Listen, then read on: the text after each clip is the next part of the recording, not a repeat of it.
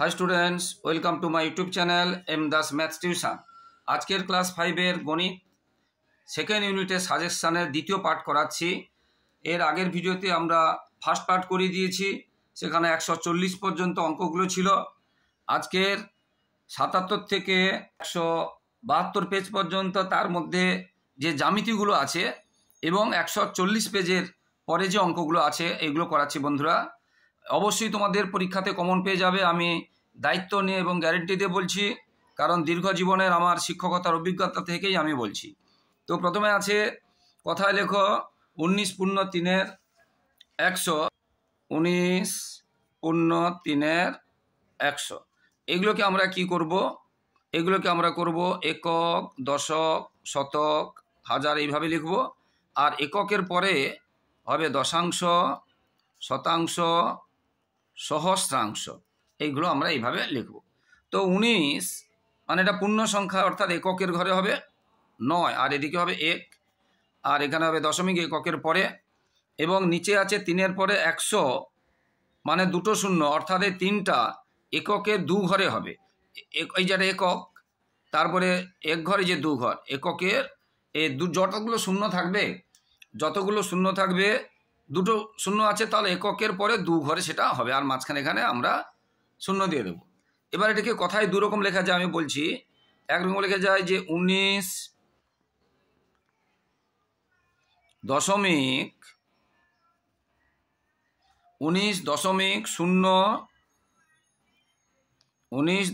03, এটা একটা লেখা যায়।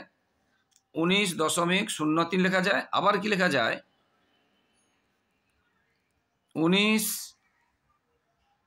তারপরে দশমিক শূন্য, দশমিক কথাটা না লিখে 0.3% এইভাবেও লেখা যায়। আবার কেউ লিখতে পারে 19, এই যেহেতু দশাংশের ঘরে কিছু নেই তাই এই অংশটা বাদ দিয়ে দিতেও পারে। আর যখন আমরা দশাংশ শতাংশ করে লিখব তখন এই দশমিক কথাটা লিখব না, আর যখন দশমিক কথাটা লিখব তখন দশাংশ শতাংশ লিখব না। বুঝতে পারলে? আরও একটা আছে, ধরো এটা যেটা আছে, আর একটা যে অঙ্ক আছে দেখো 307 পূর্ণ 179 বাই, এটা আছে। ঠিক আছে, এটাকে আমরা যদি এরকম একক দশকের ঘরে বসাই, দেখো দশকের ঘরে একক যদি বসে তাহলে একক ঘরে কি আছে? পূর্ণ সংখ্যা তো এটা। একক ঘরে 7 আছে, তাহলে এককের ঘরে এই 7টা বসবে, তারপরে দশকের ঘরে এই 7টা বসবে, তারপরে শতকের ঘরে এই 0টা বসবে, তারপরে হাজারের ঘরে এই 3টা বসবে, যদি অযুতের ঘরে 1 বসবে। কটা শূন্য আছে? 3টে শূন্য আছে, তাহলে লাস্টের দিক থেকে আমরা বসাবো, তাহলে সুবিধে হবে। লাস্টের দিকে কি আছে? 9 আছে, 3টে শূন্য আছে, তাহলে দশমিকের পরে এই যেটা বললাম 1, 2, 3 ঘরে বসবে, মানে সহস্রর ঘরে। এটা একক। দশমিকের পরে কটা শূন্য আছে? 3টে শূন্য, তাহলে লাস্টেরটা 3 নম্বর ঘরে বসবে, তার আগেরটা 2 নম্বরের ঘরে বসবে, তার আগেরটা 1 নম্বর ঘরে বসবে। এইভাবে যদি বসাও তোমাদের কখনো ভুল হবে না। ঠিক আছে, তো এইবার আমরা যদি ভাষায় লিখি, তাহলে একক, দশক, শতক, হাজার, অযুত, তাহলে এই দুটো নিয়ে হাজার, তাহলে লিখব 13,000।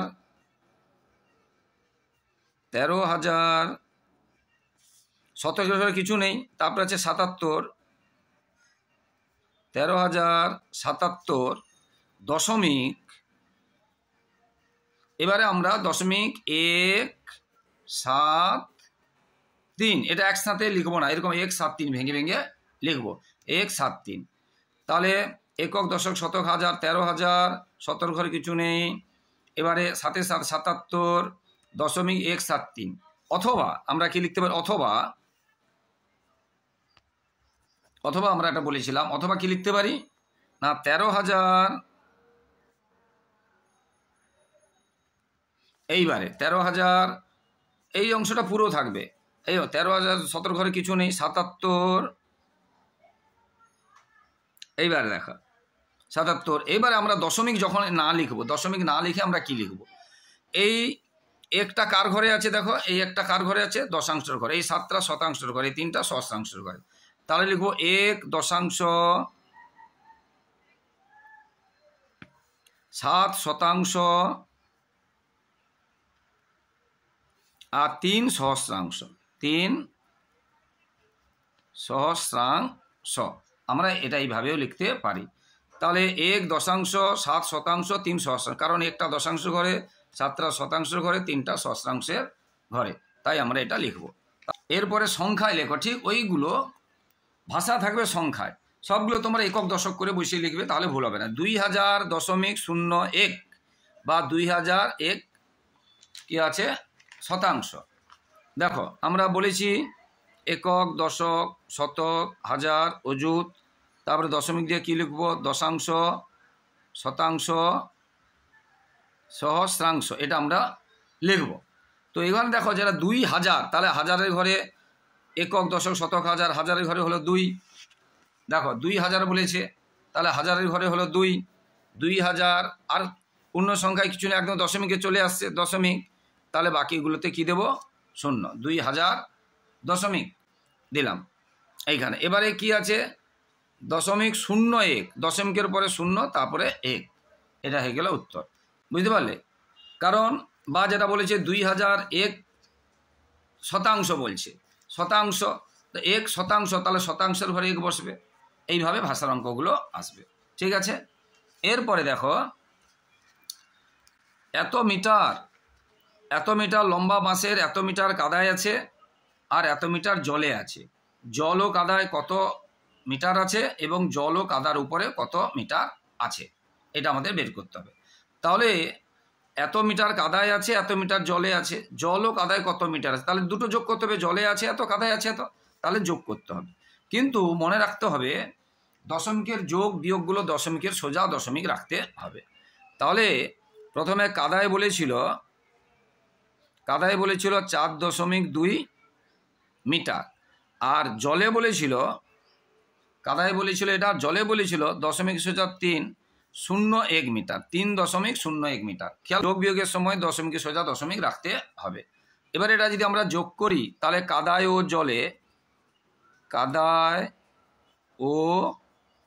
জলে তাহলে যোগ করব, একের সোজা কিছু নেই, আমরা 0 দিতে পারি নাও দিতে পারি, উপরে 0 দিতে পারি নাও দিতে পারি, 2 এর সঙ্গে 0 যোগ করে 0, এটা হয়ে গেল। তাহলে কাদায় ও জলে আছে কত, 7.21 মিটার, এটা হয়ে গেল। এবারে বলেছে কাদায় ও জলের উপরে কত মিটার আছে, তাহলে মোট বাঁশ কত ছিল, মোট বাঁশটা কত ছিল 14.09 মিটার। আর আমরা এখনই পেলাম কাদায় ও জলে কত পেলাম, 7.21 মিটার। দশমিক সোজা দশমিক রাখতে হবে, এটা বারবার বলছি, দশমিকের সোজা দশমিক রাখতে হবে, এটা বারবার কিন্তু বলছি। তাহলে মোট বাঁশ এত মিটার, কাদায় ও জলে এত মিটার, তাহলে বাকি অংশ মানে কাদায় ও জলের উপরে কত অংশ আছে, তাহলে কাদা ও জলের উপরে বিয়োগ করতে হবে।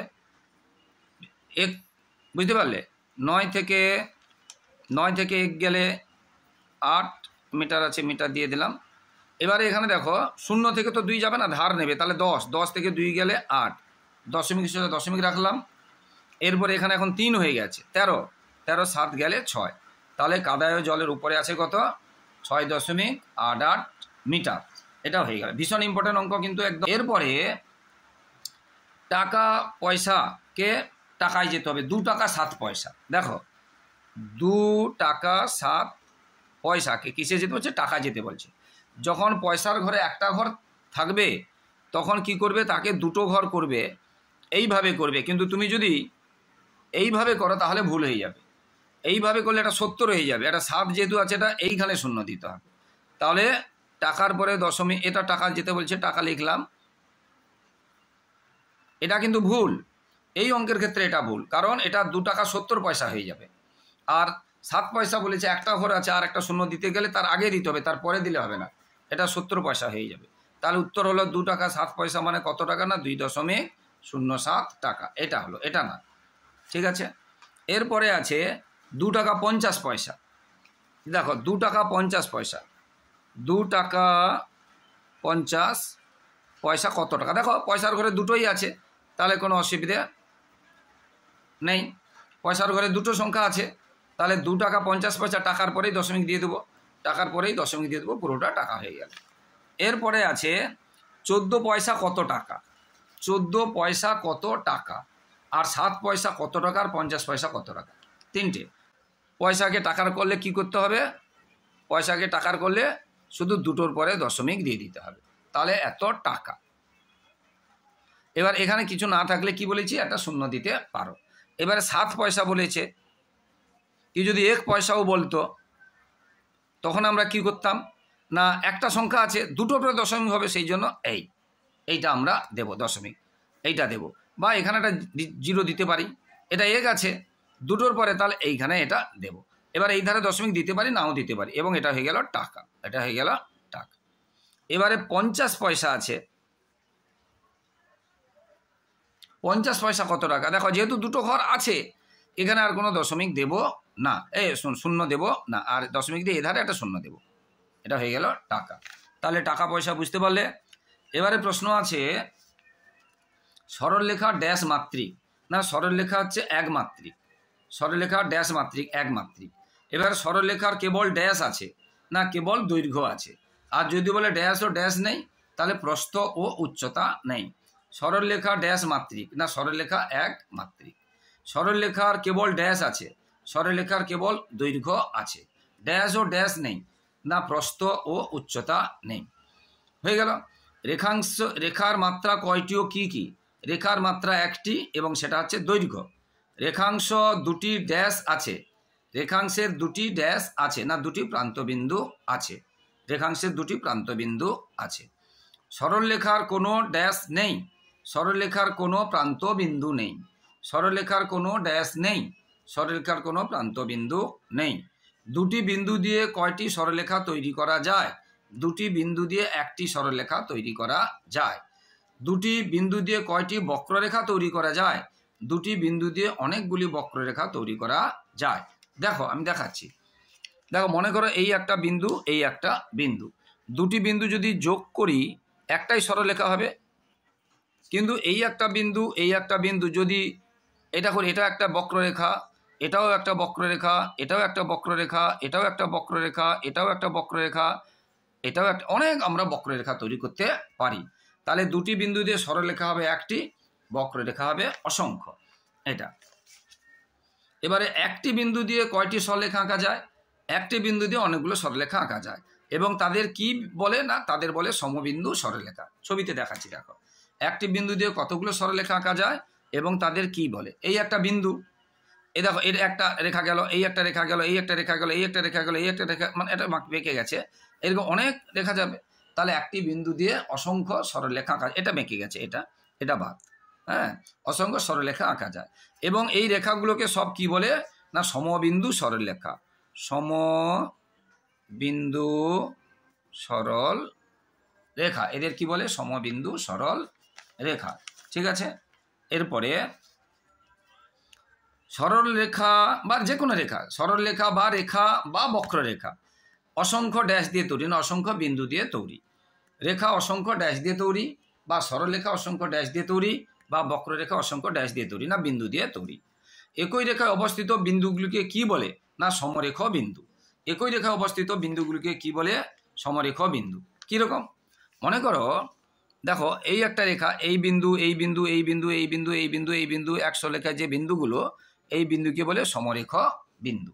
সমরেখ কি বলে, সমরেখ বিন্দু। আবার দেখো ত্রিভুজে পরের প্রশ্ন আছে, এই একটা বিন্দু, একটা বিন্দু, ত্রিভুজ তো এরকম হয়, ত্রিভুজ তো এরকম হয়, এটা শীর্ষবিন্দু, এটা শীর্ষবিন্দু, এটা শীর্ষবিন্দু। ত্রিভুজের শীর্ষবিন্দুগুলো কীরকম, একশো লেখা নেই, তাহলে এটা তো অন্য সোজা আছে, এই সোজা তো নেই, তাহলে এটাকে বলবে অসমরেখ বিন্দু, অসমরেখ বিন্দু। তাহলে ত্রিভুজের শীর্ষবিন্দুগুলো কীরকম, প্রশ্ন যদি আসে বলবে অসমরেখ, অসমরেখ, বুঝতে পারলে। আর সরলরেখা অসংখ্য কী দিয়ে তৈরি, অসংখ্য বিন্দু দিয়ে তৈরি। সরলরেখা অসংখ্য বিন্দু দিয়ে তৈরি। আর ত্রিভুজের বিন্দুগুলো সমরেখ না অসমরেখ, না ত্রিভুজের বিন্দুগুলো অসমরেখ। এবার একই তলে দুটি সরলরেখা সর্বাধিক কয়টি বিন্দুতে ছেদ করে, না একটি বিন্দুতে। এই যে দেখো এই একটা একটি বিন্দুতে ছেদ করেছে। আবার একই তলে দুটি বক্ররেখা সর্বাধিক কত বিন্দুতে ছেদ করে, না অসংখ্য বিন্দু। দেখো এই একটা বিন্দু, এই একটা বিন্দু, একটা বিন্দু, একটা বিন্দু, অসংখ্য বিন্দুতে ছেদ করে। একই সমতলে দুটি বক্ররেখা অসংখ্য বিন্দুতে ছেদ করে, এটা আসবে। তাহলে আজকে তোমাদের 77 থেকে 172 পেজ পর্যন্ত তোমাদের টেক্সট বইতে যে জ্যামিতিগুলো আছে সেগুলো করাচ্ছি, এবং 140 পেজ থেকে 177 পেজ পর্যন্ত যে অঙ্কগুলো আছে সেইগুলো করাচ্ছি ক্লাস 5-এর সেকেন্ড ইউনিটের জন্য পার্ট 2 ভিডিও। পার্ট 1 ভিডিও কিন্তু আমরা আগে দিয়ে দিয়েছি, তাই যাদের পার্ট 1 দেখা হয়নি প্রিয় ছাত্রছাত্রী তোমরা কিন্তু পার্ট 1টা দেখে নেবে। পার্ট 1 এবং পার্ট 2 থেকে আমি 100% গ্যারেন্টি দিয়ে বলছি তোমাদের ম্যাক্সিমাম প্রশ্ন, সমস্ত প্রশ্ন তোমরা কমন পেয়ে যাবে। এবারে প্রশ্ন, সরলরেখা কাকে বলে, কিভাবে চিহ্নিত করা হয়? সরলরেখা দেখো এইভাবে প্রকাশ করা হয়, যেহেতু সরল রেখা বলেছে দুদিকে তীর থাকবে, কিন্তু খেয়াল রাখবে দুদিকে তীর থাকবে। আর সরলরেখা কাকে বলে না, যে রেখা উভয় দিকে বাড়ালে কখনো দিক পরিবর্তন করে না, বা সমতলে আমরা স্কেল দিয়ে যে সরলরেখা টানবো তাকে আমরা, যে রেখাটা আনবো তাকে আমরা সরলরেখা বলবো। তাহলে সরলরেখা কাকে বলবে? যে রেখা সমতলে, যে রেখা সমতলে বলবে সমতলে, বা এমনি যে রেখা বলবে, যে রেখা উভয় দিকে বাড়ালেও কখনো দিক পরিবর্তন করে না তাকে আমরা বলবো সরলরেখা। এটা এইভাবে প্রকাশ করা হয়। বক্ররেখা কাকে বলবে? যে রেখা কেবল দিক পরিবর্তন করে, যে রেখা দিক পরিবর্তন করে তাকে বলবো বক্ররেখা।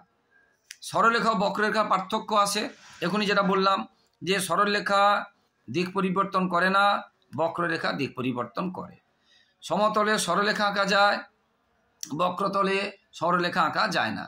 যেমন টিনের চালে সরলরেখা আঁকা যাবে না, বক্ররেখা। অ্যাসবেস্টর চালে, বুঝতে পেরেছ, বক্ররেখা আঁকা যায়।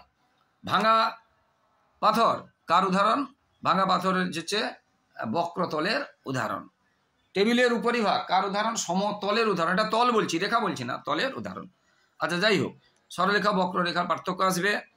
এবারে সমান্তরাল সরলরেখা কাকে বলে, কি চিহ্ন দিয়ে প্রকাশ করা হয়? চিহ্ন দিয়ে আর এঁকে দেখাও।